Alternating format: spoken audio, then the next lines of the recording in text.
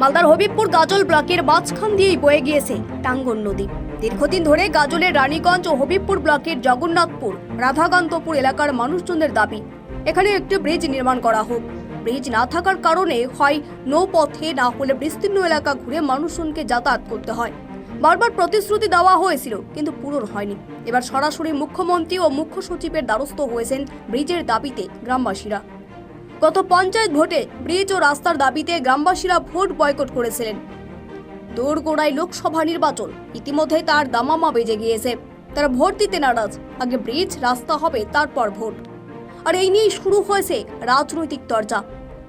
একে অপরের ওপর দোষারোপের পালা বিজেপি ও তৃণমূলের। এরই মধ্যে গ্রামবাসীরা জানিয়েছেন যতক্ষণ রাস্তা ও ব্রিজের কাজ না হবে ততক্ষণ তারা ভোট দেবেন না।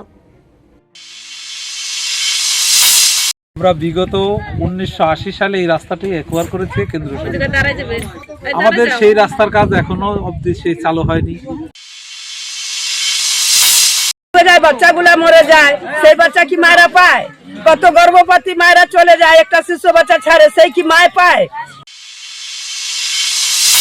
আমরা ভোট দেব না, এই জন্যই ঠিক করেছি যে আমরা গত 18 মাস থেকে আন্দোলন করছি।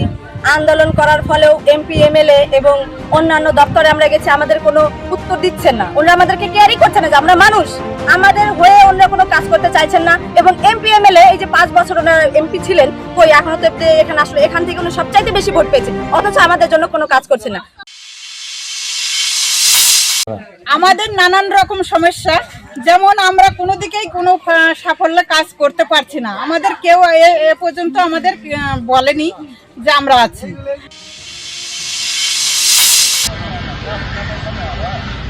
এই সাঁকোটা গাজল এবং হবিবপুরকে যুক্ত করবে। এখানে প্রচুর জনসংখ্যার এখানে বাস।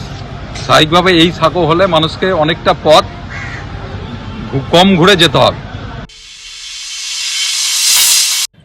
প্রথম কথা, ওই টাঙ্গন নদীটা দুটো ব্লককে বিভক্ত করেছে, একদিকে রানীগঞ্জ, একদিকে জগন্নাথপুর। এবং ওখানকার দাবি ন্যায়সঙ্গত দাবি, যে দাবি পূরণের জন্য মালদা জেলা পরিষদে ইতিমধ্যে ব্যাপারটা আলোচনা হয়েছে এবং এই প্রস্তাব রাজ্য সরকারকে পাঠানো হয়েছে যেন পিডব্লিউডি কাজটা করে। আর দীর্ঘদিন ওখানকার এমপি খগেনবাবুরা রয়েছেন, ওখানকার 2 এমএলএ রয়েছেন বিজেপির, এবং অনেক গ্রাম পঞ্চায়েত এবং পঞ্চায়েতের জায়গায় বিজেপি রয়েছে। তাদের মুখে এইসব কথা মানায় না, কারণ তারা চেষ্টা করলেই পারতেন যে তাদের ফ্ল্যাট থেকে কিছু টাকা দিয়ে কাজটা শুরু করে।